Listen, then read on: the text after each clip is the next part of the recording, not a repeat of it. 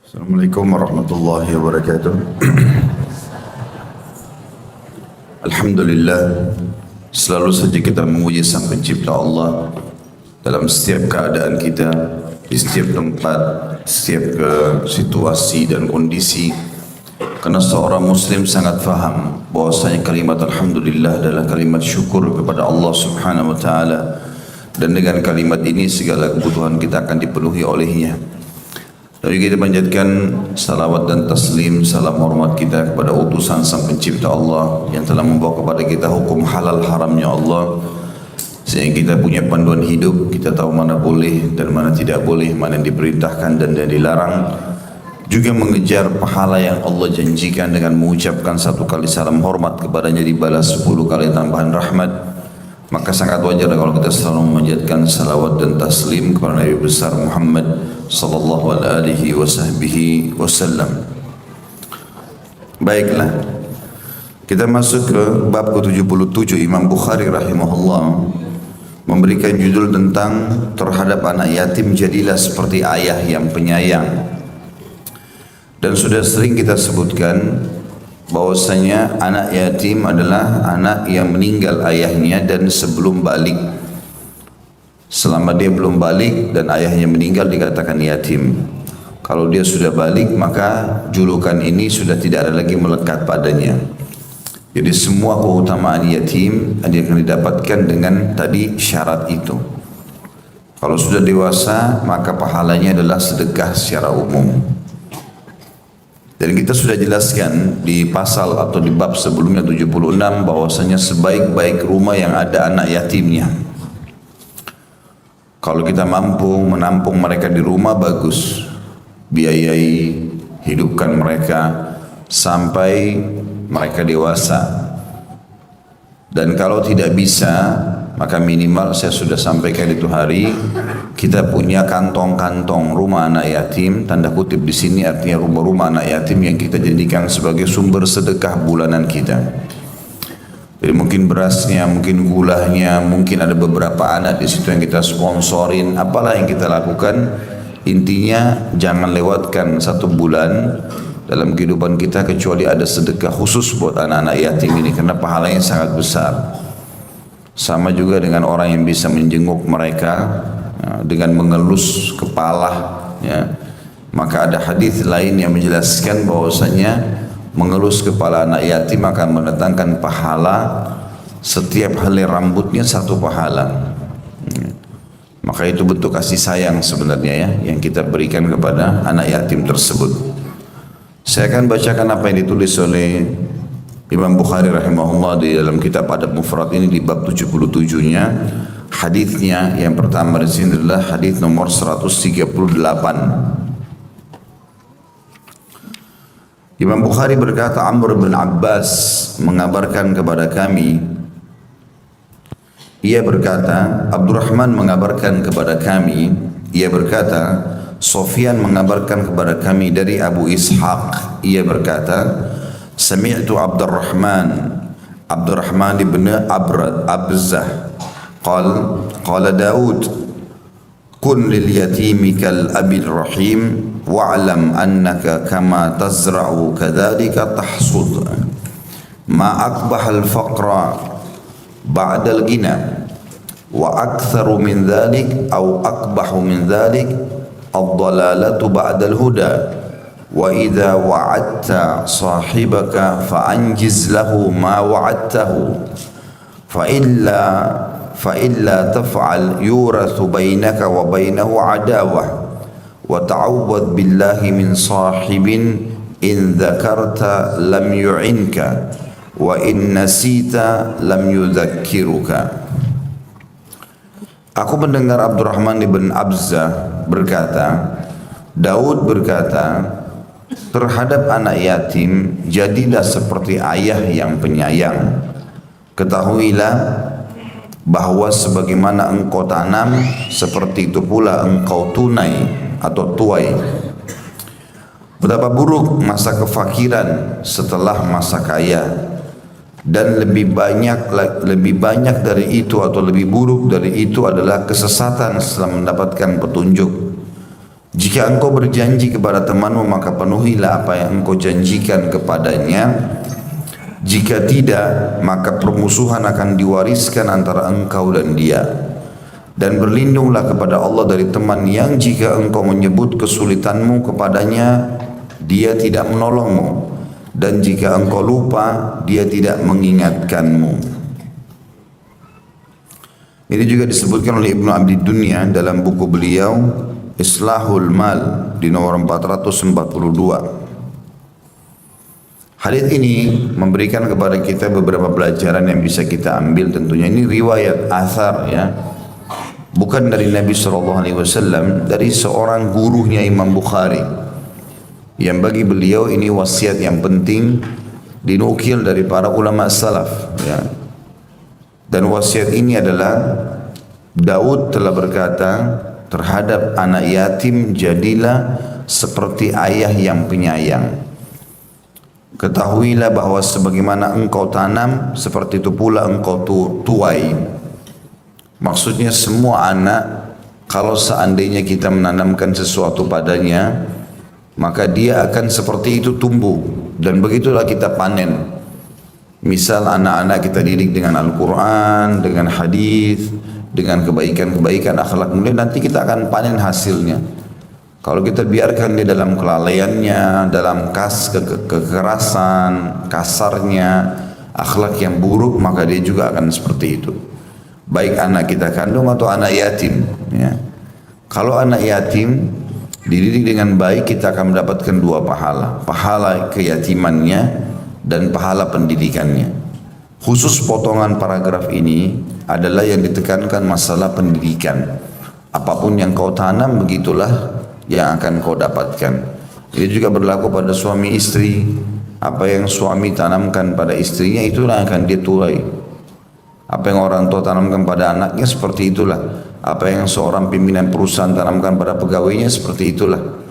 Kapan dia tegas pada kebenaran, harus diterapkan, dan dia mengingatkan kemungkaran, maka dia akan tuai hasilnya, akan berjalan dengan baik. Tapi kalau dia lalai, dia tidak memperhatikan, hanya memikirkan dirinya sendiri, maka tentu juga dia akan tuai hasil-hasil yang tidak baik. Juga dikatakan betapa buruk masa kefakiran setelah masa kaya. Maksudnya berusahalah maksimal mempertahankan keadaanmu dalam keadaan kaya. Ini juga sudah pernah saya titik beratkan dan saya ingatkan kembali. Ada sebuah artikel pernah saya tulis, judulnya itu apakah Islam menyuruhmu menjadi orang kaya? Maka setelah saya telusuri semua dalil-dalil yang ada, maka saya temukan memang seperti itu, ya. Bahkan ulama berikhtilaf pendapat tentang masalah mana yang lebih afdal, orang kaya yang bersyukur atau orang miskin yang bersabar. Kaya bersyukur dengan nikmat semuanya, atau orang miskin banyak cobaannya dan dia bersabar, mana yang lebih besar pahalanya? Kesimpulannya adalah orang kaya yang bersyukur. Karena orang kaya yang bersyukur bisa membiayai 1000 orang miskin yang sabar. Tapi orang yang miskin sabar tidak bisa buat apa-apa kepada orang kaya yang bersyukur. Jadi, intinya teman-teman sekalian, Allah Subhanahu wa taala memberikan kepada kita potensi yang sama, waktu yang sama, ya, organ tubuh yang sama, ya. Apa sajalah, semuanya manusia sama, cuma berbeda di masalah paras wajah, postur tubuh, suku, bahasa, tapi yang lainnya semuanya sama. Maka seseorang muslim harus berpikir, Islam atau agamanya menyuruh dia menjadi orang yang memiliki hasil karya, orang yang berprinsip, orang yang punya masa depan yang terang. Tidak dalam kamus hidupnya kata-kata putus asa, saya nggak bisa, saya nggak mampu, saya jelek, saya tidak bisa sembuh. Ini semua nggak ada dalam Islam. Semua orang punya potensi yang sama. Allah bahkan mengatakan tentang mengejar surga dalam ayat Al-Quran, A'udzubillahi minasyaitonirrajim, wa fi dzalika falyatanafasil mutanafisun.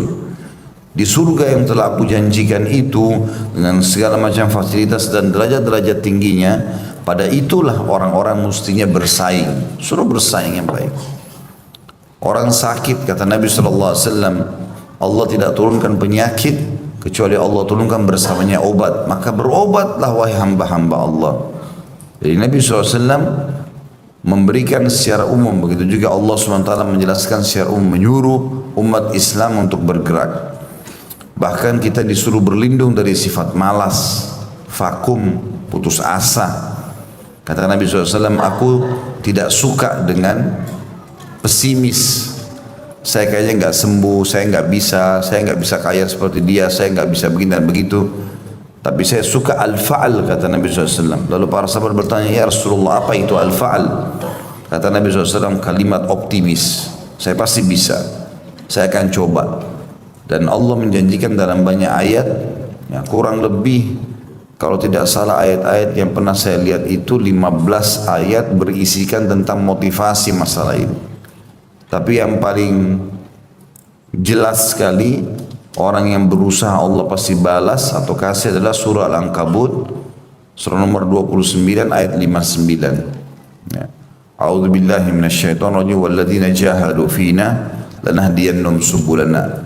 Orang-orang yang berusaha menempuh jalan-jalan kami akan berikan petunjuk ke jalan-jalan kami. Kata sebagian ulama, orang yang berusaha memperbaiki ekonominya, fisiknya, ya penyakitnya, apa saja dia berusaha untuk keluar dari sesuatu masalah, Allah akan bantu dia. Yang penting dia sudah berusaha. Maka Islam menyuruh kita menjadi orang yang maju, berhasil. Ya. Bahkan ada 2 rukun Islam dari 5 rukun Islam. Semuanya wajib ini 5-5-nya, tapi ada 2 wajib, tapi ini tanda kutip seperti sebuah tantangan bagi kita. Karena dikatakan bagi yang mampu, zakat dan haji. Kalau ada orang yang mengatakan ini kan bagi yang mampu, saya nggak mampu, nggak usah saya pikirin, keliru. Kapan dia meninggal, dia kehilangan pahalanya. Minimal dia niat dan dia berdoa kepada Allah SWT dan dia berusaha bagaimana dia dari mustahik, ya, menjadi muzakki.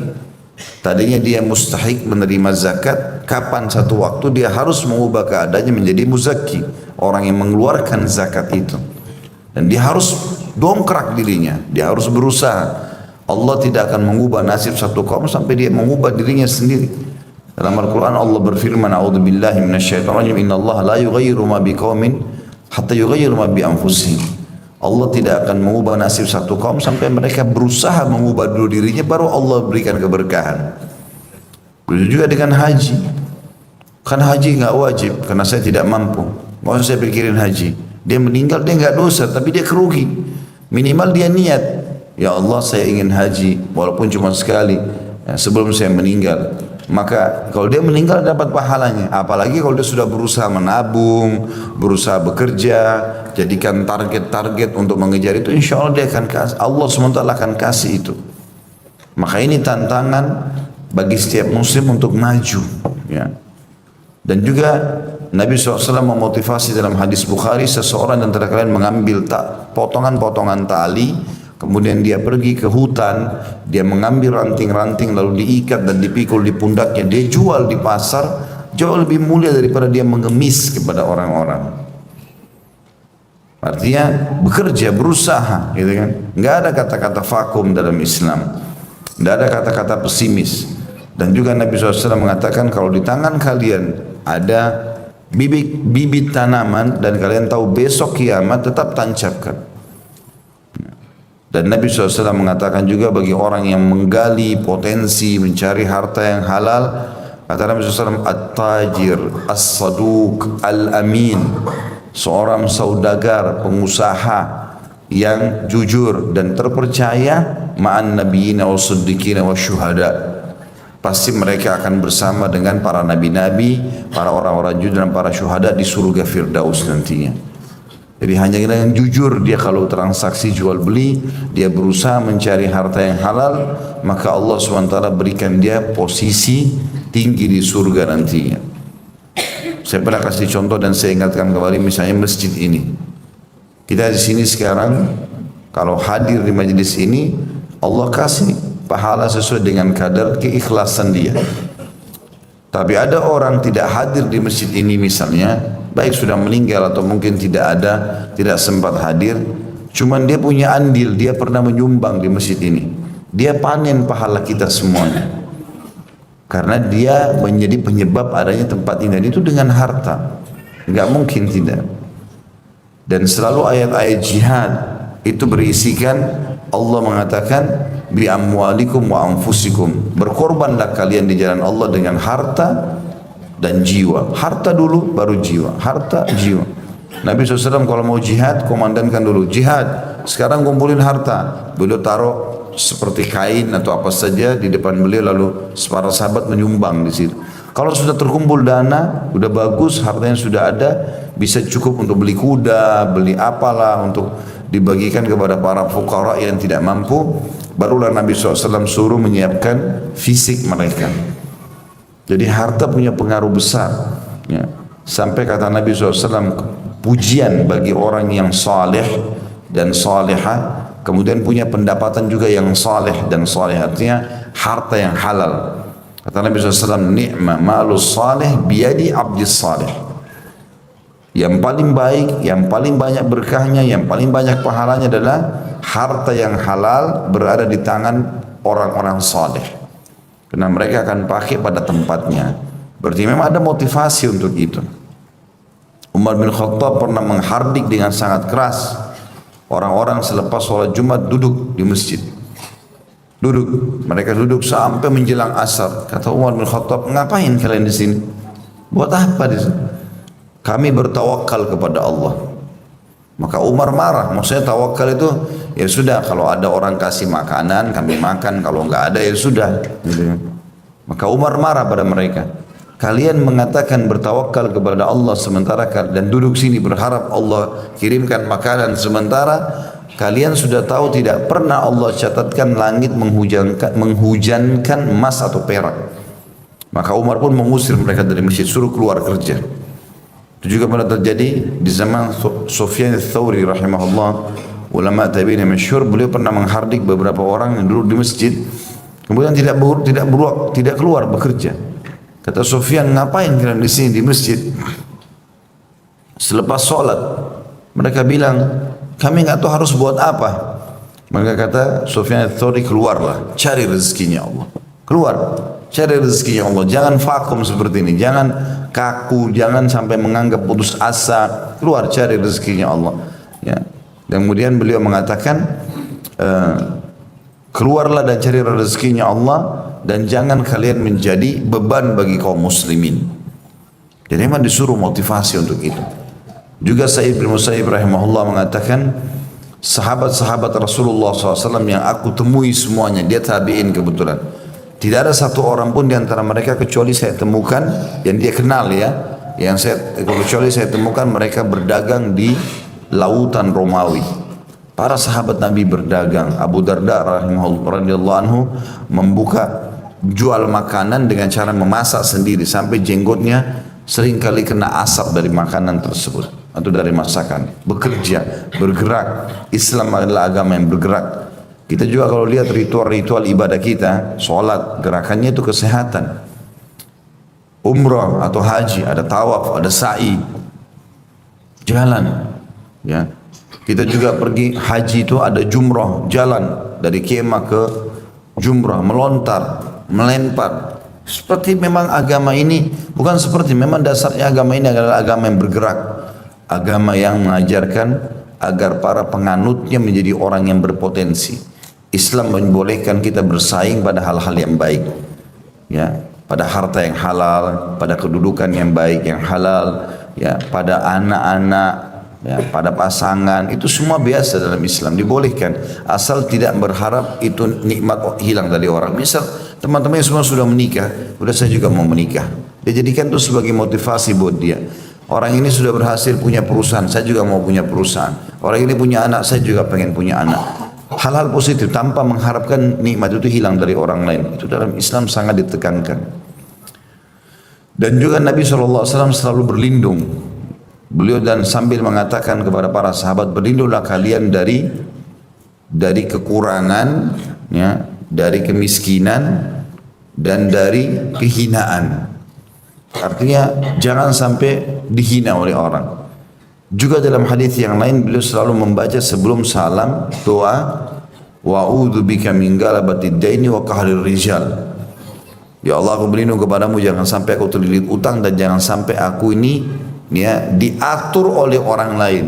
Kata sebagian ulama, kalau dia sudah jadi pegawai, dia berusaha menjadi seorang pemilik. Bagaimana caranya? Dia berusaha berikhtiar sambil berdoa. Allah subhanahu wa ta'ala melapangkan tangannya menerima hamba yang berdoa di pagi hari dan juga di malam hari. Maka dia boleh meminta apa saja. Abdurrahman ibn Auf radhiyallahu anhu datang ke Madinah miskin. Gak punya apa-apa kecuali baju di badan. Tapi karena mau bekerja, Allah berkahi. Dia bilang kepada sahabatnya Sa'ad bin Ubadah radhiyallahu anhu ajma'in, tunjukkan kepada saya pasar. Dia lihat di pasar, kira-kira apa sih yang mayoritas orang jual? Oh, ternyata alat-alat perkebunan. Maka dia pun cari toko yang paling besar, lalu dia mengatakan, saya sahabatmu, saudaramu muslim dari Mekah, hijrah ya. Dan saya mau mencoba mulai usaha. Bisa nggak saya pinjam beberapa cangkul di sini, alat perkebunan, saya jual. Besok saya bayar. Kata yang punya toko, silahkan ambil saja. Mulailah Abdurrahman ambil beberapa cangkul, dia keliling pasar jual dengan niat ikhlas ingin mendapatkan rezeki halal. Ternyata laku. Dia bayar toko itu besok, dia ambil lagi lebih banyak. Dalam sebulan saya sudah punya toko sendiri. Ya. Berapa kali kita temukan, atau banyak kita temukan di masyarakat begitu. Asal dia mau berusaha, dia mau ambil produk, mulai dia jual dan dia jujur, Allah berkahi. Nabi SAW bersabda dalam sebuah hadis, kalau dua orang sedang transaksi, maka selama mereka jujur, dua-duanya jujur, Allah berkahi. Artinya Allah akan berikan tambahan rezeki untuk mereka. Dan kalau salah satunya atau dua-duanya bohong atau menyembunyikan aib produknya, maka Allah pun akan angkat berkah. Artinya tidak akan mendapatkan keuntungan yang baik di situ. Nah, dalam Islam kita dianjurkan kalau kita sudah sampai pada prestasi tertentu, jangan justru turun. Usahakan selalu naik, gitu kan? Bagaimanapun caranya dan kapan dia sedikit aja turun, maka dia jadikan sebagai bahan muhasabah. Karena tidak akan mungkin rezeki Allah angkat kecuali memang dasarnya orang itu punya dosa. Kalau dia tidak ada dosa, biidznillah tidak akan terjadi hal-hal yang tidak diinginkan. Bangkrutnya usaha, cerainya rumah tangga atau apa, kita jadikan bahan muhasabah. Karena Islam tidak pernah menyuruh itu. Islam menyuruh kita untuk menjadi orang yang maju. Nah, yang menghambat semua itu dan menghilangkan kita dari nikmat yang sedang ada justru karena ada dosa yang kita lakukan. Maka kita jadikan bahan muhasabah. Makanya beliau di sini ingatkan, dan hati-hatilah, sangat buruk keadaan orang yang tiba-tiba bangkrut jadi orang miskin setelah tadinya kaya. Dia akan susah mengadaptasikan dirinya. Kalau orang miskin terus jadi kaya itu mudah. Karena dari susah menjadi enak gitu. Tapi orang yang tadinya enak tiba-tiba jadi bangkrut dan susah. Saya lihat depan mata kepala sendiri banyak orang keluarga yang dulu waktu saya masih kecil, saya lihat mereka keluarga yang kaya-kaya semuanya. Waktu saya masih kecil kelihatan mobil sekian banyak, rumah sekian banyak. Subhanallah, berjalan waktu mereka bangkrut, jadi terhina, jadi kayak terpojok, orang tidak perhatikan lagi, orang tidak lihat. Ini semua kalau dalam teori syar'i ada sesuatu yang berhubungan dengan pelanggaran dia sama Allah. Selama dia bertakwa sama Allah, mustahil Allah angkat nikmat itu. Tidak mungkin. Allah bilang dalam surah At-Talaq kan masalah itu. Wa may yattaqillaha yaj'al lahu makhraja. Yang bertakwa kepada Allah, Allah berikan jalan keluar. Wa yarzuqhu min haitsu la yahtasib. Allah berikan rezeki dari tempat yang tidak disangka-sangka. Kata ulama tafsir, rezeki yang tidak akan pernah terputus sampai dia mati. Sampai sahabat-sahabat seperti Abu Bakar, Uthman, Umar, semua ya, Ali bin Abi Thalib dan yang lain-lain, sahabat-sahabat semua ini, banyak di antara mereka seperti Umar dan Ali bin Abi Thalib karena ekonominya tadinya biasa, tapi dengan dia bertakwa kepada Allah berjalan ekonominya jadi banyak. Dan pada saat meninggal banyak warisan ditinggalkan. Ada di antara sahabat juga yang luar biasa seperti Abdurrahman bin Auf waktu mau dibagi warisannya, saking banyaknya emas dalam gudangnya, itu sampai harus dihancurin, dibagi-bagi dengan kampak. Ya, karena sudah melengket emas-emas itu satu sama yang lain. Karena banyaknya, padahal tiap hari sedekah. Selalu saya datang keuntungan. Di satu kisah dikatakan datang satu peti emas keuntungan. Dia lihat kok banyak sekali, dia gelisah duduk mikirin, bagaimana caranya nih emas ini nggak boleh ada di rumah. Istrinya datang lalu mengatakan, wahai Abdurrahman, ada apa? Nah, ini emas ganggu saya nih. Belum pernah kita dapat keuntungan sebanyak ini. Satu peti. Terus bagaimana? Mau bagaimana? Kata istrinya, ya saya mau bagi-bagi. Istrinya yang soleha pun mengatakan, baiklah kita bagi-bagi. Dibungkus di kantong, dihabisin malam itu berdua. Sampai subuh dua-duanya merasa lega. Alhamdulillah, kalau kita meninggal gak ada hisab nih. Begitu mereka. Allahu alam kalau antum gimana. Ibu-ibu pas suaminya bilang, saya mau sedekah sebentar, buat saya dulu mana. Tapi karena ikhlas dia bagi, besok dalam kisah ini dikatakan datang keuntungan 2 peti. Abdurrahman sibuk lagi sama istrinya bagi, besoknya datang 3 peti. Terus saja keuntungan datang. Sampai akhirnya gudangnya penuh dengan segala macam hal. Dikatakan dalam sebuah kisah, Nabi SAW mengatakan, ini Abdurrahman ini akan nanti lama hisabnya hari kiamat karena hartanya banyak. Abdurrahman ibn Auf berkah, selalu mau bergerak, selalu bekerja. Inisiatifnya banyak. Sampai dalam 1 tahun, 2 tahun di Madinah saja dia sudah bisa buat pasar-pasar. Sampai Nabi SAW mengatakan kalau Abdurrahman ini pegang genggam tanah, dia jual berkah, untung. Tanah digenggam bisa untung. Ya karena pintarnya gitu radhiyallahu anhu ajma'in. Yes. Satu waktu pernah Nabi SAW untuk bilang itu dia kepikiran. Maka dia lihat hartanya banyak sekali nih. Gimana caranya habiskan uang ini? Jadi mau habiskan di jalan Allah. Dia dengar di ujung Madinah ada orang miskin, ada sahabat Nabi tidak berhasil panen, kurmanya rusak. Dia datang, mau jual nggak kurma rusakmu? Siapa yang nggak mau jual kurma rusak mau dibeli? Abdurrahman bilang saya beli semua. Berapa hargamu? Nggak usah saya tawar. Kasih harga normal, dibeli sama Abdurrahman. Sampai semua harta di gudangnya habis. Abdurrahman bilang, alhamdulillah saya selamat sekarang. Karena sudah tidak ada hisab hari kiamat. Subhanallah 3 hari kemudian datang utusan Raja Yaman. Ada pemimpin Yaman datang. Di Yaman ada penyakit kulit menimpa masyarakat Yaman. Itu kata tabib di sana obatnya kurma rusak.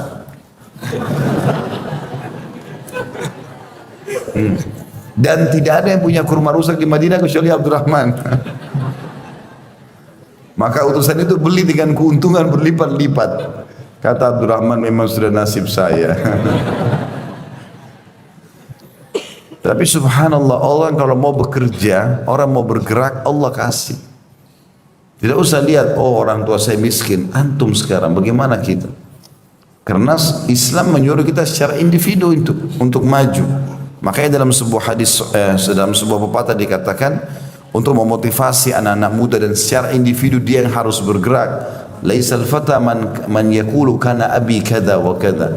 Bukan anak muda yang cerdas dalam Islam yang selalu mengatakan dulu ayahku begini dan begitu. Ayahku dulu orang kaya atau ayahku dulu orang miskin. Bukan itu, enggak usah jadikan alasan. Walakinnal fata man yaqulu ha anadha. Tapi anak muda yang sejati adalah muslim yang benar, dia mengatakan ini loh saya. Tunjukkan potensimu. Apa hasil karyamu? Jangan selalu bangga dengan orang lain. Lalu kita apa hasilnya? Dan subhanallah, saya sudah ingatkan dan saya ulangi kembali teman-teman. Kalau kita berusaha, berkreasi, maka Allah SWT akan berkahi. Adanya banyak orang memproduksi produk-produk, baik itu makanan, minuman, inisiatif dari dia, Allah SWT berkahi.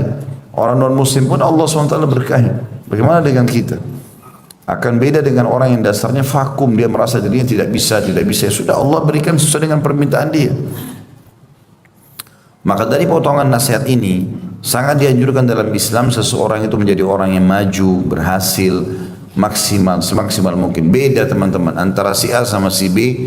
Si A ini pada saat sama si B sama-sama memulai untuk mencari rezeki, si A begitu dapat gaji 2 juta, ya sudahlah cukup buat saya ini. 1,5 juta kasih istri saya, 500.000 saya pakai. Udah, saya mau begini saja.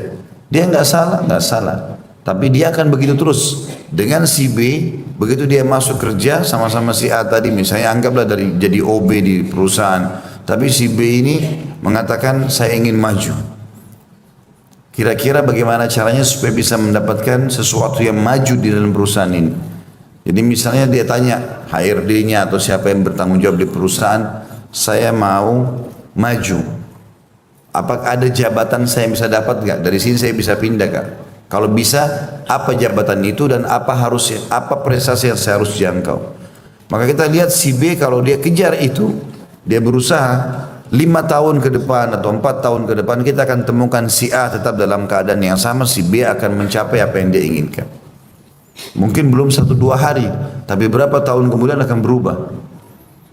Saya temukan banyak sekali begitu di lapangan masyarakat. Tadi mereka bersahabat, yang satu maju pesat, yang satu tidak. Kalau kita komunikasikan dengan mereka, ternyata ini memang punya tumuh namanya, punya keinginan besar untuk bisa maju, yang satu tidak. Maka Allah berikan sesuai dengan niat masing-masing. Umar bin Abdul Aziz rahimahullah, beliau waktu jadi gubernur di Madinah, kedatangan seorang tetangganya ini orang miskin. Tetangganya dulu waktu Umar sebelum jadi gubernur sering bantu dia.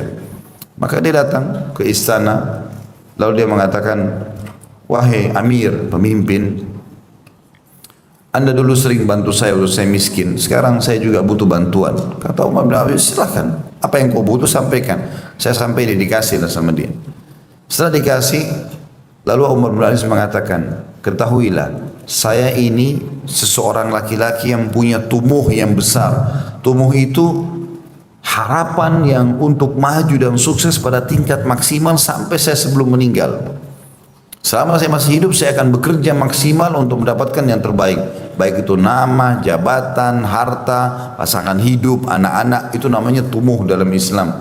Saya punya potensi, saya ingin mau menjangkau yang terbaik itu. Dan setelah gubernur ini saya mau jadi raja, jadi khalifah. Dia bilang begini, padahal secara urutan di kerajaan Umayyah dulu, di Dinasti Umayyah itu tidak bisa dia jadi raja. Karena Umar bin Abdul Aziz keturunan yang kesekian, masih jauh gitu. Tapi subhanallah dia punya tumuh, punya keinginan yang sangat besar. Dia bilang sama orang ini, kalau Allah mudahkan niat saya itu, saya jadi khalifah, datanglah, saya akan memberikan kepada kamu lebih banyak lagi uang dari ini. Kata orang ini, dia bilang baiklah, saya akan ingatkan Anda kalau Anda berhasil. Berapa tahun kemudian, selang cuma berapa tahun jadi gubernur Madinah, kalau saya tidak salah 3 tahun atau 4 tahun, tiba-tiba meninggal khalifah yang jadi raja pada saat itu, dan khalifah ini tersentuh hatinya, dia bicara sama sekretarisnya dia. Ini kira-kira siapa yang paling berhak jadi khalifah setelah saya? Kalau adik saya ini yang mau jadi khalifah, kayaknya masih jauh dari agama. Apa yang sudah saya bangun selama ini, banyak masjid, kegiatan agama, pasukan jihad, belum tentu dia bisa jalankan. Kata penasehatnya, kalau Anda mau dengar saran saya, tulis wasiat. Tunjuk Umar bin Abdul Aziz. Umar bin Abdul Aziz orangnya soleh, baik. Walaupun dia belum secara urutan dia tidak baik dari rakyat, tapi tulis. Dia bilang benar, Umar bin Abdul Aziz adalah keluarga dari Umayyah yang paling soleh. Ditulis sama dia. Waktu khalifah meninggal, dibacakan surat itu, semua orang yang dari keluarganya kaget. Kok bisa ini yang dikasih, padahal orang jauh. Tapi wasiat khalifah dijalankan. Allah kabulkan menjadi khalifah. Maka datanglah orang ini tadi yang miskin ke istana khalifah Umar bin Abdul Aziz, dan dia duduk sama orang-orang miskin, anak yatim, dia lagi makan sama-sama dengan mereka di halaman istananya. Maka orang miskin ini datang lalu mengatakan, wahai Amir Mu'minin, dulu Anda menjanjikan kepada saya kalau jadi khalifah akan memberikan harta. Dia bilang benar, ambillah harta ini. Dikasihlah sekian banyak harta, lalu dia pulang. Dan dia mengatakan, saya tidak menemukan harta lebih berkah daripada harta itu. Sampai saya berusaha menghabiskannya, tidak habis-habis harta itu. Keluar tetap datang kembali, keluar tetap datang, berkah uang itu karena halalnya gitu. Tapi ada namanya dalam Islam tadi tumuh, keinginan besar, semangat, harapan positif untuk bisa sembuh dari penyakit, untuk jadi orang kaya, untuk jadi orang yang terbaik, itu memang dalam Islam diperintahkan. Dinukil juga sebuah kisah, di depan Ka'bah ada 4 orang anak-anak muda, tampan-tampan, baik-baik, mereka masih belum punya kedudukan sama sekali pada waktu itu. Habis sholat asar, pas di depan Ka'bah, di pelataran tempat tawaf, itu tidak terlalu banyak orang tahu, mereka duduk. Lalu masing-masing saling bicara, anak muda ini. Mereka semua rata-rata di bawah 25 tahun. Kira-kira, kalau kalian, kata salah seorang di antara mereka, kalau kalian Allah berikan harapan untuk bisa maju. Mau jadi apa kira-kira? Di situ ada 3 orang adik kakak dan ada 1 sahabat mereka. Yang saya ingat itu yang sahabat ini kalau tidak salah Sulaiman bin Abdul Malik. Kemudian 3 orang bersaudara ini Abdullah bin Zubair, Urwah bin Zubair, dan ada 1 lagi. Saya lupa namanya. Kalau tidak salah Muhammad. Tapi yang jelas ini ada 1 orang adik kakak bertiga ini. Maka Abdullah bin Zubair ini sahabat Nabi radhiyallahu anhu. Dia mengatakan, saya ingin menjadi khalifah yang memimpin Hijaz. Hijaz ini Mekah sama Madinah. Angan-angan saya itu. Yang 1 lagi adiknya bilang, saya ingin menjadi gubernur yang menguasai 2 Irak. Maksudnya Irak dan Iran ya, wilayah Persia. Terus yang 1 sahabatnya mereka, Sulaiman bin Malik, mengatakan, kalau itu angan-angan kalian, saya berharap jadi khalifah muslimin, menguasai seluruh wilayah umat Islam. 3 angan-angan ini jabatan, gitu kan. Yang 1 terakhir namanya Urwah bin Zubair. Ini saya jelaskan di kisah Urwah bin Zubair rahimahullah. Ini anaknya Zubair bin Awam, seorang yang sangat saleh, ayahnya sahabat Nabi yang mulia, dijamin masuk surga, 10 orang yang dijamin masuk surga. Kata mereka, wahai Urwah, kalau kau bagaimana? Kata Urwah, kalian semua berangan-angan dunia, mau politik lah, jadi khalifah lah, segala macam. Kalau saya berharap menjadi ulamanya umat Islam, saya menguasai ilmu agama halal haramnya Allah, dan saya ajarkan manusia, maka saya panen pahala dan masuk surga dengan itu.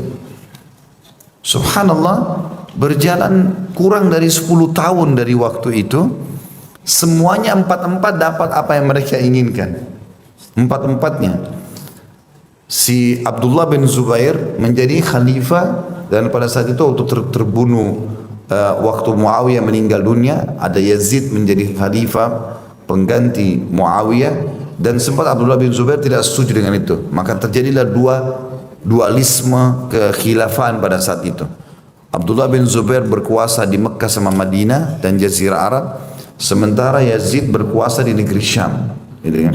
Dan berhasil dia, walaupun nanti dia terbunuh, tapi menjadi apa yang dia inginkan. Adiknya yang tadi berharap untuk menjadi gubernur di wilayah 2 Irak, itu ditunjuk oleh Abdullah bin Zubair jadi gubernur di situ. Kemudian Sulaiman bin Abdul Malik, setelah berjalan waktu, Abdullah bin Zubair terbunuh segala macam, dia menjadi khalifah dan menguasai wilayah umat Islam.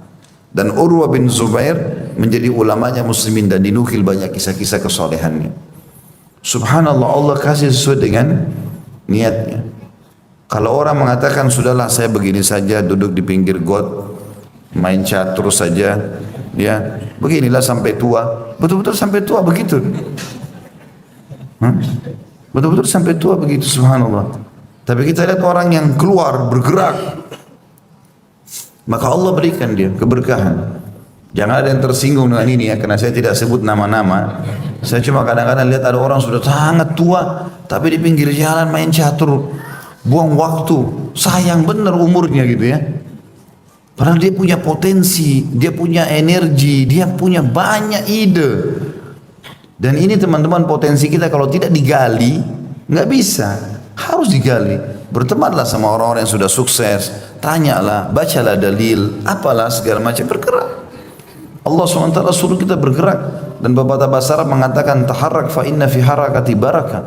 Bergerak, coba, nanya, gagal pun jadikan sebagai pelajaran, sebab di setiap gerakan itu ada keberkahan. Ya. Itu yang dimaksudkan di sini. Jadi rugi teman-teman sekalian, minimal sekali kita bisa dapat dengan niat, kalaupun belum sempat bangun masjid karena belum punya uang, atau belum sempat punya rumah anak yatim, walaupun saya sangat yakin kalau dia niatkan dia akan dapat itu. Ya. Saya coba perhatikan dalam hidup, kelihatan sekali depan mata, nyata. Ya. Saya dulu dari tidak punya kendaraan jadi punya kendaraan, tidak punya rumah jadi punya rumah, terus pelan-pelan, tapi saya punya tumbuh. Enggak, saya yakin bisa kok, sebagaimana orang lain bisa. Alhamdulillah Allah kasih kok, gitu kan. Allah SWT berikan banyak hal-hal yang kalau kita memang seperti kita order lah, tanda kutip ya, minta kepada Allah SWT lalu kita bergerak, Allah berikan keberkahan, asal mau saja. dan penyakit al-malas. Bungkus, buang di lautan, lupain sudah. Malas, kayaknya saya nggak bisa. Malas, nggak usah, gitu kan? Nggak mau apa-apa, malas semuanya. Makanya sudah dia begitu saja, vakum. Kemudian dikatakan dan lebih banyak dari itu, maksudnya lebih buruk lagi dari keadaan orang kaya tiba-tiba bangkrut jadi miskin, adalah orang yang sesat setelah mendapatkan petunjuk. Itu lebih parah lagi. Istilah agama kita futur, ya. Udah ikut pengajian, udah mulai paham halal haram, udah mulai pakai jilbab yang bagus, ya, udah mulai pakai cadar, mungkin lebih berkembang lagi. Ikhwanya juga begitu, sudah mulai lebih hebat, jaga sholat 5 waktu, puasa Senin Kamis berjalan, sudah mulai berjalan. Berjalan waktu ditinggalin sama dia majelis ilmu misalnya. Sibuk dengan urusan dunia, akhirnya sampai futur. Futur itu kayak drop imannya, ya. Dia tinggal komunitasnya. Maka ini lebih parah daripada tadi orang kaya jadi miskin. Kenapa? Karena untuk kembali kepada tingkat level iman yang pernah kita rasakan, butuh pendongkrak yang lebih kuat lagi. Misal contoh, teman-teman yang hadir di sini, yang menggerakkan hadir di pengajian, karena saya pernah dengar ceramah tentang neraka. Saya pernah dengar ceramah tentang surga. Saya pernah dengar ceramah tentang ini dan itu. Jadi ada pendongkraknya, sehingga kita mau hadir. Nah, kalau satu waktu naudzubillah seseorang membuka diri pintu kemaksiatan sehingga akhirnya drop keimanannya, karena selama dia tidak buka pintu kemaksiatan, sama tadi dia tidak buka pintu-pintu kesalahan, tidak akan drop menjadi bangkrut dan miskin. Juga di sini tidak akan mungkin drop keimanannya. Kapan kita jaga selalu sholat, pokoknya tidak mau tahu, komitmen on time. Sholat malam nggak boleh ketinggalan, zikir pagi petang dijaga, berapa hizib Al-Quran dibaca tiap hari, komitmen sampai kita meninggal. Itu kan imannya naik terus. Tapi ada orang terkelabui oleh syaitan, dia drop dengan cara dia berbuat dosa-dosa, walaupun dianggap dosa kecil misalnya. Maka dengan drop ini, supaya kembali ke level iman yang pertama, butuh pendongkrak yang lebih kuat dari yang pertama. Walaupun kita dengar ceramah yang sama lagi tentang neraka, belum tentu bisa kembali ke level itu. Maka buku pendongkrak yang lebih besar lagi, mungkin kita lihat ada orang mati di depan mata, mungkin terjadi bencana yang kita baru bisa tersentuh. Itu pun harus dikuatkan dengan memperbanyak istighfar dan taubat. Maka beliau titik beratkan di sini. Lebih buruk daripada orang kaya jadi drop jadi miskin, itu adalah orang yang sudah sampai pada level iman tertentu, dapat hidayah, lalu kemudian dia drop menjadi orang yang bermaksiat. Karena untuk kembali itu butuh pendongkrak yang sangat kuat. Kata beliau, dan lebih buruk lagi dari itu adalah kesesatan setelah mendapat petunjuk. Lalu beliau kasih wasiat, jika engkau berjanji kepada temanmu, maka penuhilah apa yang kau janjikan kepadanya. Ini kita sudah tahu juga adalah sifat orang mukmin, kalau berjanji dia penuhi, ya, dan sifat orang munafik justru kalau dia berjanji dia pungkiri, ya. Dan hadis Nabi SAW yang berbunyi, tanda-tanda orang munafik adalah 3, kalau dia berkata dia berdusta, kalau dia berjanji dia pungkiri, kalau dia berikan amanah dia berkhianat. Ini satu sama yang lain tidak bisa lepasin. Karena kapan orang bohong, dia pasti pungkiri janji, dia pasti khianati amanat. Kapan dia pungkiri janji, dia pasti berbohong, dia pasti khianati amanat. Kapan dia khianati amanat, dia pasti bohong, dia pasti pungkiri janjinya. Jadi ini 3 sifat bersahabat satu sama yang lain.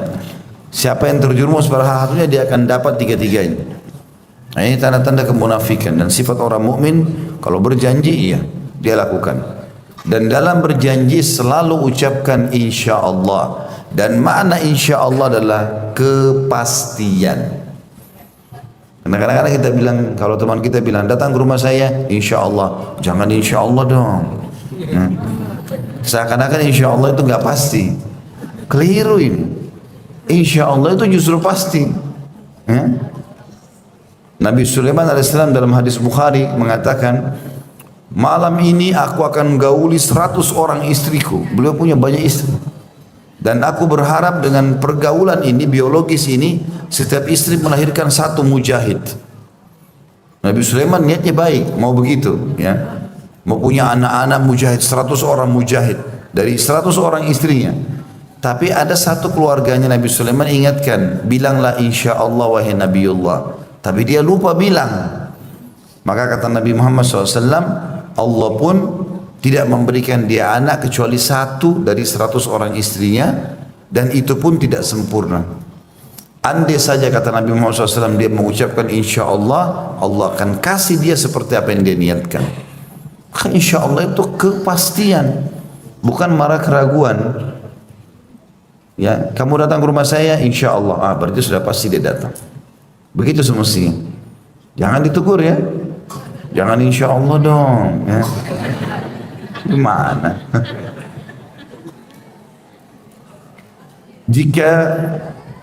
Jika tidak, maka permusuhan akan diwariskan antara engkau dengan dia. Maksudnya pecahnya persahabatan, rusaknya rumah tangga, jalinan cinta satu sama yang lain, itu dikarenakan bermula daripada ingkar janji. Ya. Kalau sudah berjanji, orang mukmin penuhi. Apapun itu sifatnya, selama bukan kemaksiatan. Kalau kemaksiatan, batalkan.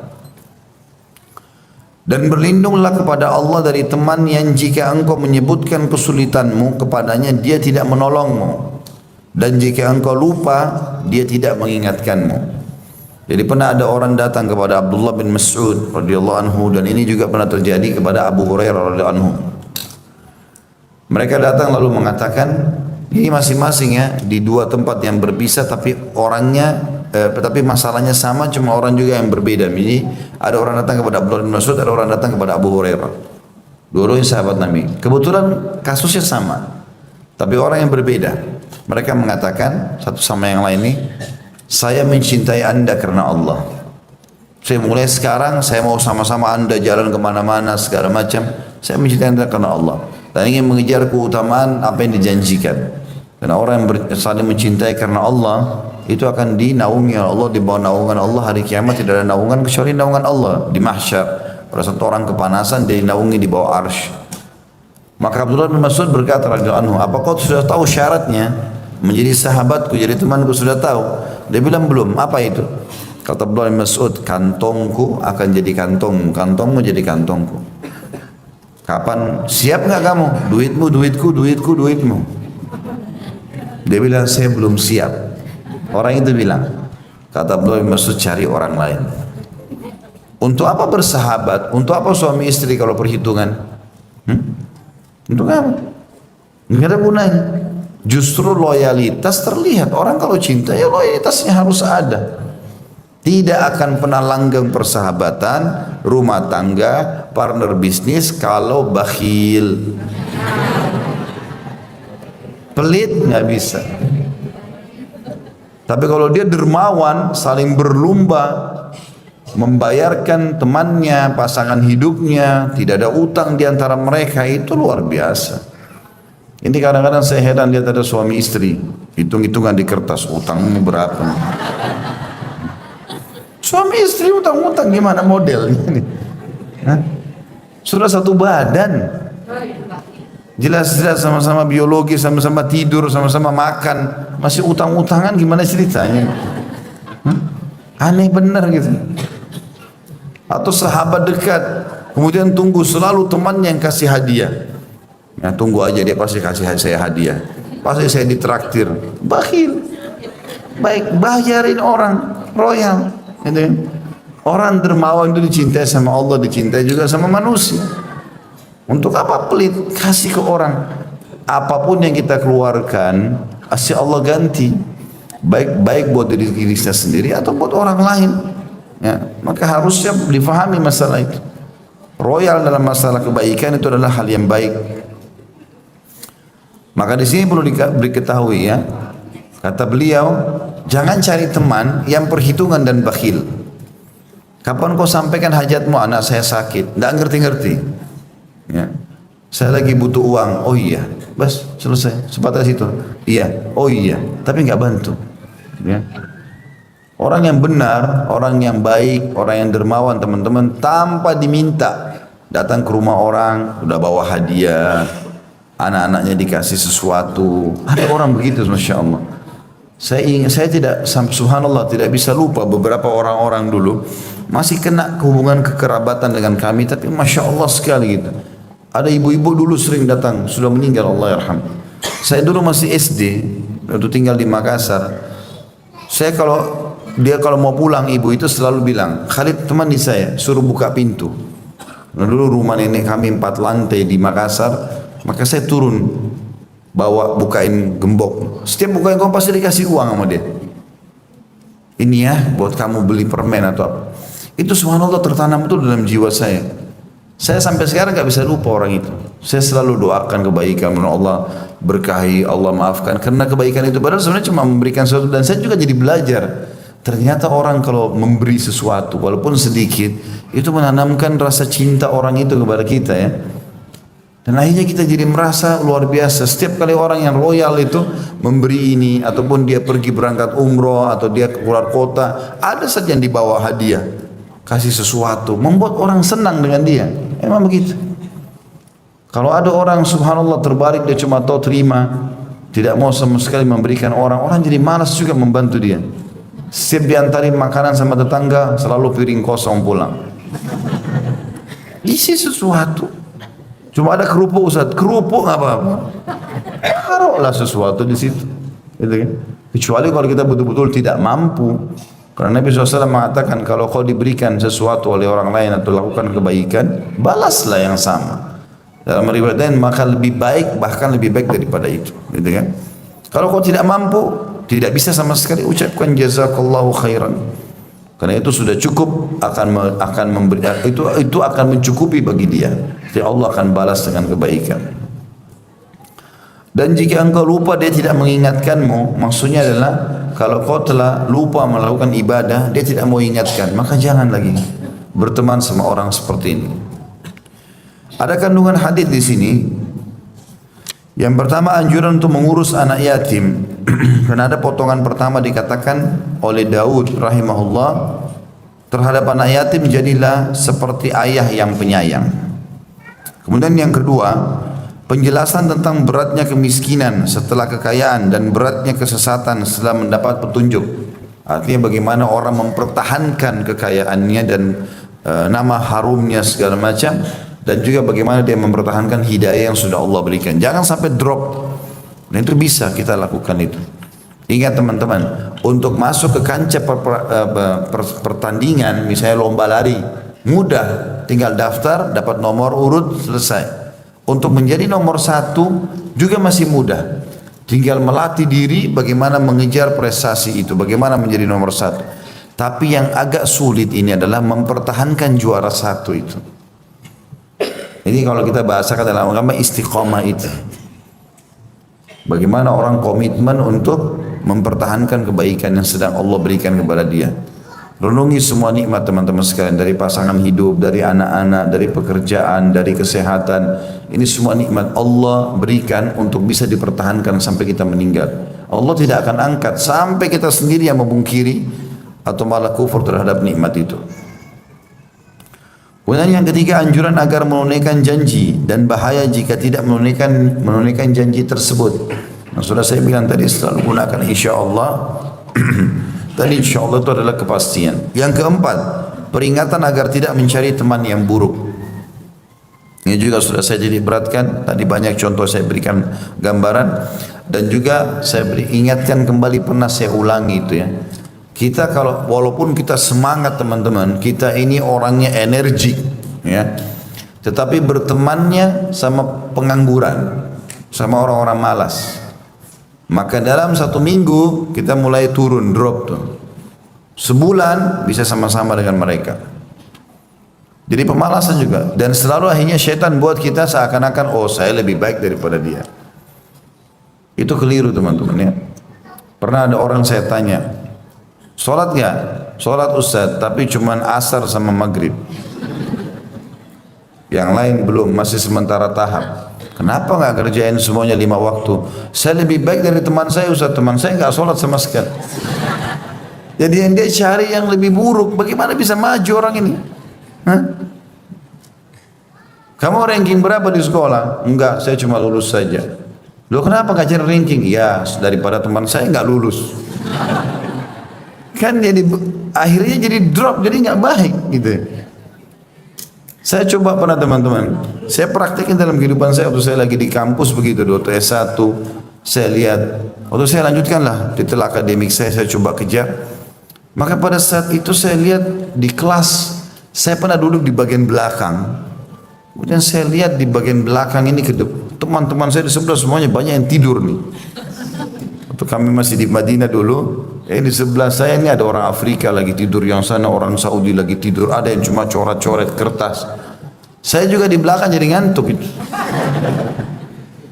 Dosen ngomong apa? Ngomong apa nih dosen ini di depan? Kadang-kadang juga ada dosen subhanallah datang ngomong antara dia sama papan tulis. Enggak perhatikan mahasiswa. Jadi dia datang dia ngomong aja 50 menit itu. Mau orang ngerti nggak pusing gitu. Tapi saya lihat di baris-baris depan, baris 1 sama baris 2 ini kok asyik aja mereka ya. Maksudnya dosennya mau kecil suaranya kah? Mau antara dia sama papan tulis atau memang dia semangat menjelaskan materinya? Tetap aja mereka semangat tulis. Kok beda bener antara depan sama belakang nih? Saya cuma lakukan satu hal teman-teman. Saya pindah kursi. Duduk di sebelahnya orang-orang yang di depan itu. Ini saya lihat mereka nulis. Yang ini nulis, yang ini nulis, yang itu nulis. Dosen ngomong apa nulis. Saya jadi tidak enak sendiri. Jadi risih. Kok ini pada nulis, saya enggak nih. Besok saya bawa buku tulis, saya tulis sama mereka. Kok bisa cepat sekali dia ya? Saya enggak, lambat. Rupanya dia kena sudah tiap hari. Dosen ngomong apa itu ditulis. Apa ini ngomongnya ditulis semua. Nanti di kamar, di asrama, baru ditata sama dia rapi. Juara terus, kom laut anak-anak ini gitu. Saya pertama kewalahan betul itu ngikutin. Gimana caranya mereka nulis ini? Dosen ngomong apa kan susah. Kayak ini sekarang ngalir saya ngomong. Bapak ibu bisa tulis semua ini. Ngomong apa semuanya sama, titik-titiknya komanya semua sama. Kan sulit, tapi subhanallah mereka bisa lakukan. Dan yang luar biasa pada saat menjelang ujian buku-buku mereka difotokopi. Saya lihat buku-buku itu difotokopi, orang hafal ayat, orang hafal hadis dari tulisan dia. Berapa banyak pahala yang didapatkan ini, gitu kan? Saya harus bisa seperti mereka. Saya coba ikutin. Memang awalnya kewalahan. Kita nggak pernah ikut ta'lim, tiba-tiba ikut sama orang-orang yang ta'lim yang sudah 10 tahun ta'lim. Ngomongnya sebab turunnya ayat ini, yang ini di surah ini. Kita masih belum ngerti surah apa nih. Sebab turun apa? Ayat apa yang ada sebab turunnya? Ini sahabat Nabi, siapa sahabat Nabi? Namanya siapa kok saya nggak ngerti. Awalnya tapi adaptasinya berjalan. Sehari, 2 hari, seminggu, sebulan saya coba adaptasi. Subhanallah. Dengan izin Allah, karena saya punya tumbuh tadi, saya coba tanamkan semangat, saya harus bisa. Saya dalam kurang dari 3 bulan, kurang lebih 3 bulan saya adaptasikan.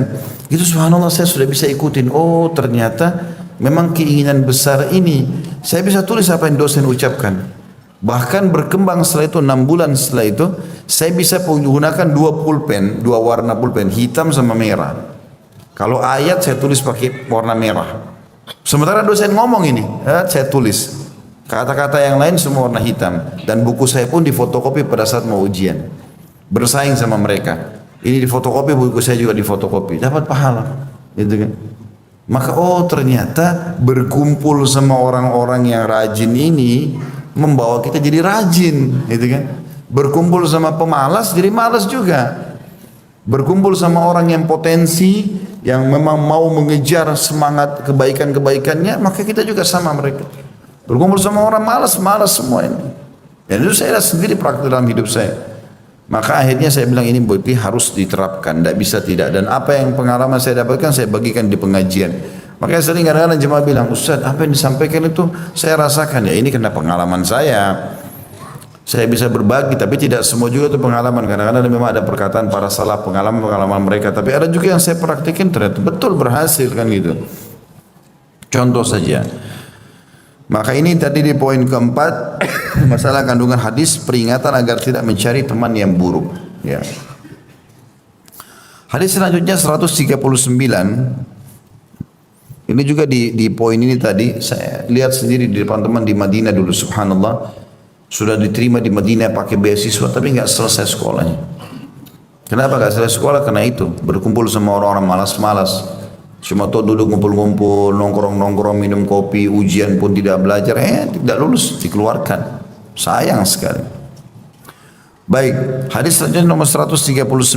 Musa kata Imam Bukhari rahimahullah, Musa mengabarkan kepada kami, ia berkata, Hamzah bin Nujaih Abu Ammarah mengabarkan kepada kami, ia berkata, Sami'tul Hasan yaqul, laqad ahadtul muslimin wa inna ar-rajula minhum la yusbihu fayaqul ya ahliyah ya ahliyah yatimakum yatimakum ya ahliya ya ahliya miskinakum miskinakum ya ahliya ya ahliya jarakum jarakum wa usri'a bi khiyarikum wa antum kulla yawmin tarzulun wa sami'tuhu yaqul wa idha syi'ta ra'aitahu fasiqan yata'ammaku bi 30,000 ila an-nar ma lahu katalahu Allah ba'a khalaqahu minallahi bithamanin anaz, itu anaz ya. Wa in syi'ta ra'aitahu mudayyi'an murabbi'an fi sabili syaitan la wa'ada lahu min nafsihi wala minan nas. Aku mendengar Al-Hasan, maksudnya Al-Hasan Basri rahimahullah berkata, aku hidup bersama kaum muslimin di masa sahabat dan tabi'in. Artinya aku hidup bertemu dengan sahabat-sahabat Nabi. Sesungguhnya seseorang laki-laki di antara mereka berada di pagi hari lalu berkata, wahai keluargaku, ingatlah anak yatim kalian, ingatlah anak yatim kalian. Wahai keluargaku, ingat orang-orang miskin kalian, ingat orang-orang miskin kalian. Wahai keluargaku, ingatlah tetangga kalian, ingatlah tetangga kalian. Waktu berlalu dengan cepat dan mewafatkan orang-orang terbaik di antara kalian, dan kalian setiap hari semakin hina atau semakin tua maksudnya. Aku juga mendengarnya berkata, jika mau engkau melihatnya dalam keadaan fasik, dia terjun ke neraka untuk mendapatkan 30 dinar atau dirham. Apa yang terjadi dengannya? Semoga Allah memeranginya, karena dia menjual bagiannya dari Allah dengan harta seekor kambing. Jika mau engkau melihatnya tersesat, beralih ke jalan syaitan, tidak ada yang menasihatinya dari kesadaran dari dirinya maupun dari orang lain. Hadis ini atau riwayat ini sebenarnya dinukil dari Hasan Al-Basri rahimahullah. Di situ saya bacakan dulu kandungan hadisnya. Al-Hasan Basri berkata, aku masih menjumpai zaman di mana kaum muslimin menganjurkan keluarganya agar melayani anak yatim, orang miskin dan tetangga, dan mengutamakan mereka dari diri mereka sendiri. Hasan Basri rahimahullah ini hidup di tahun 110 Hijriah. Ya, seingat saya begitu. Dan dia dikenal juga dengan julukan Hasan Basri ini anak susu Nabi SAW. Sebenarnya dia tidak disusui tidak ada ASI yang masuk ke mulutnya dari istri-istri Nabi. Tapi Hasan Basri, ibunya dia adalah sahayanya Ummu Salamah radhiyallahu anha, istri Nabi SAW. Nah, Hasan Basri ini lahir di rumahnya Ummu Salamah. Dan kalau Ummu Salamah menyuruh ibunya pergi ke pasar untuk beli sesuatu dan ternyata telat ibunya datang sementara Hasan Basri menangis ingin disusuin, maka Ummu Salamah menempelkan dia pada dadanya dan memberikan dia dari dadahnya, tetapi tidak ada ASI. Ummu Salamah sudah berumur, maka gara-gara itu dapat julukan anak susu Nabi SAW. Hasan Basri tumbuh besar di rumah Ummahatil Mukminin, makanya dia sangat soleh. Hasan Basri ini kalau di Irak, Basri nama kota Basra ya, Hasan namanya dia. Hasan Basri ini rahimahullah, kalau orang merasa imannya sudah lemah pasti datang ke dia. Ngomongnya surga, neraka, kematian, mayoritasnya itu. Orang datang ketemu dia pasti imannya bertambah. Jadi dia memang konsisten sampai meninggal. Nah, di antara yang dia wasiatkan pada saat itu, dia lihat di keadaan orang-orang di sekitarnya, udah banyak orang lalai, anak yatim tidak ada yang urus lagi, banyak dulu di pinggir jalan, minta-minta makanan nggak ada yang kasih. Ya, tetangga-tetangga sudah tidak dihiraukan lagi, nggak ada yang memberikan hak-haknya yang sudah Allah perintahkan. Maka beliau mengingatkan, ya, wahai orang-orang yang ada di sekitarku sekarang, ketahuilah aku pernah hidup sezaman dengan para sahabat dan para tabiin, orang-orang soleh di antara mereka. Tidak pernah mereka tiba pagi hari kecuali mereka sudah ingatkan keluarganya atau istrinya. Ya. bahwasanya uruslah ya anak-anak yatim, uruslah orang-orang miskin, uruslah para tetangga, gitu kan. Selalu diwasiatkan, dan selalu kalau pulang suaminya malam hari pasti tanya, udah bantu belum tetangga, udah kasih belum begini, udah bantu dong orang miskin si fulan, anak yatim itu sudah diurus belum. Jadi dia lebih fokus itu daripada makanannya pribadi atau kebutuhannya dia pribadi. Kemudian yang kedua dikatakan kalau hadisnya adalah, kemudian beliau rahimahullah menjumpai zaman yang sedikit di dalamnya orang menjaga agamanya, harta semakin melimpah, tapi mereka bakhil dan tamak, dan akhlak semakin rusak, serta sedikit orang yang melindungi dan berpegang teguh kepada agama. Itu diambil dari potongan di sini dikatakan, setelah dia bilang ya, waktu berlalu cepat dan mewafatkan orang-orang terbaik, maksudnya para sahabat, para tabi'in sudah mati, saya masih hidup, kata Hasan Basri. Saya temukan sekarang zaman berbeda sekali keadaannya. Di zaman sekarang makin hina maksudnya jauh dari agama. Tidak ada lagi mereka keinginannya untuk menetapkan hukum-hukum agama ini. Aku juga mendengar dia berkata, jika mau engkau melihatnya dalam keadaan fasik, artinya di depan mata sekarang, di zaman aku itu tahun 110 Hijriah, sekarang 1400 ya. Kalau Hasan Basri hidup di zaman kita sekarang luar biasa, mungkin beliau berkeluh kesahnya, gitu kan. Karena di zaman itu saja sedikit saja ada pelanggaran sudah dinilai sama beliau. Beliau mengatakan, di antara hal yang sempat aku lihat adalah mereka kelihatan fasik, bahkan bersedia terjun ke api neraka hanya dengan 30.000 dirham atau dinar. Maksudnya menipu orang kah, uang riba kah, apa saja saya nggak peduli lagi. Dan itu tidak mungkin terjadi di sahabat dan tabi'in. Orang-orang generasi awal tidak mungkin lakukan itu, karena mereka sangat khawatir. Tapi zaman sekarang aneh betul, kenapa kok mereka berani benar menjerumuskan dirinya pada api neraka hanya dengan uang yang sedikit. Lalu kemudian ada juga orang menjual ya, sesuatu apapun, yang penting dia bisa hidup ya, walaupun hanya mendapatkan seekor kambing gitu kan, dengan hal-hal yang haram. Bahkan jauh daripada itu, dia tersesat dan mau beralih dari jalan Allah ke jalan syaitan, dan tidak ada yang menasihatinya. Zaman sudah rusak, sampai-sampai ada orang berbuat maksiat tidak ada lagi yang menasihatinya. Artinya Hasan Basri di sini, Bapak Ibu sekalian, ingin memberikan gambaran tentang keadaan beliau pada saat itu. Menasihati manusia, kenapa kalian berubah, kenapa kalian menjerumuskan diri pada neraka, kenapa terjadi pelanggaran ini dan itu. Sementara saya pernah hidup dengan para sahabat dan tabi'in, mereka menjaga semua hubungan sama Allah sampai mereka konsisten dan sampai mereka meninggal dunia. Artinya di sini wasiat yang mau disampaikan dari riwayat ini adalah bagaimana seseorang itu dia konsisten dan istiqamah di jalan Allah Subhanahu wa taala, dan jangan berubah apapun yang ada di sekitarnya. Karena memang tugas kita setelah mendapat hidayah adalah istiqamah, mempertahankan itu. Setelah tadi juara, pertahankan kejuaraan itu. Kalau ada orang ranking 1 dari SD, terus dia pertahankan sampai selesai SD, bahkan SMP dan SMA, itu bagus, itu berarti orang yang istiqamah. Itu komitmennya kuat, konsisten, dan itu diperintahkan dalam agama. Pesannya Hasan Basri yang diberatkan itu, jangan berubah-berubah, jangan hari ini soleh, besok jadi rusak, gitu kan. Jangan hari ini kaya, kemudian besok jadi miskin. Enggak, pertahankan kebaikan-kebaikan tersebut. Mirip dengan wasiat-wasiat tadi sebelumnya itu. Hadis terakhir dalam bab kita adalah hadis nomor 140. Imam Bukhari berkata rahimahullah, Musa mengabarkan kepada kami, ia berkata, Salam bin Abi Muti' mengabarkan kepada kami an Asma ibni Ubaid قال قلت لابن سيرين عندي يتيم قال اصنع به ما تصنع لولدك اضربه ما تضرب ولدك. Dari Asma bin Ubaid, ia berkata, aku berkata kepada Ibnu Sirin, Muhammad bin Sirin, aku mempunyai seorang anak yatim. Lalu ia berkata, berbuat baiklah kepadanya seperti apa yang engkau perbuat kepada anakmu, dan pukullah ia sebagaimana engkau memukul anakmu.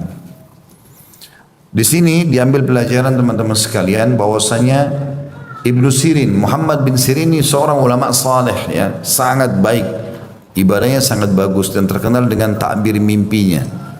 Muhammad bin Sirin ini ada kisahnya sendiri, sudah saya jelaskan di YouTube itu. Kalau teman-teman mendengarkan kisahnya banyak sekali, yang sangat luar biasa menyentuh secara keimanan. Tapi yang jelas Muhammad bin Sirin ini pernah berwasiat kepada seseorang muridnya sambil berkata, kalau kau punya anak yatim di rumah, maka perlakukanlah dia sebagaimana kau perlakukan anakmu, dan pukullah dia sebagaimana kau pukul anakmu. Artinya kalaupun harus dipukul, maka anggap seperti anakmu. Jangan karena dia anak yatim, nggak jelas orang tuanya atau orang tuanya pun sudah meninggal, maka kau main pukul sembarangan sementara anakmu tidak kau hukum. Di sini hadits ini atau riwayat ini menjelaskan tentang bagaimana penting atau athar ini ya, tepatnya lebih tepat athar bukan hadis ya. Hasan Basri memberikan peringatan kepada, atau Ibnu Sirin memberikan peringatan kepada kita tentang bagaimana seseorang berlaku baik kepada anak-anak yatim, dan dia perlakukan seperti anaknya sendiri untuk mengejar keutamaan atau pahala yang dijanjikan.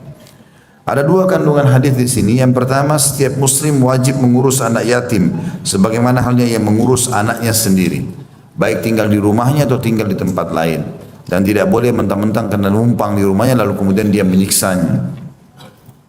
Yang kedua, arahan dari seorang tabi'in yaitu Ibnu Sirin, namanya dia Muhammad ya, Muhammad bin Sirin, kepada seluruh kaum muslimin mukallaf. Mukallaf artinya sudah balik ya, agar mengurus anak yatim dan memperlakukannya seperti anaknya sendiri. Ya, kalau kita simpulkan tadi seperti saya bilang di awal, bagaimana seseorang muslim selalu menjadikan target ada anak yatim yang dia sponsori. Berapa saja yang dia mampu, apa saja yang dia mampu. Mau dia mampu biaya 100 orang, 1 orang, itu hak dia, terserah dia. Tapi usahakan jangan lewat ada waktu sehari atau sebulan yang dia tidak membiayai anak-anak yatim itu. Allahu a'lam.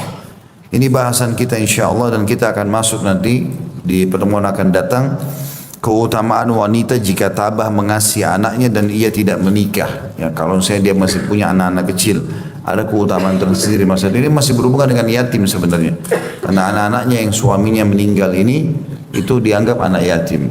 Ya, Allahu a'lam.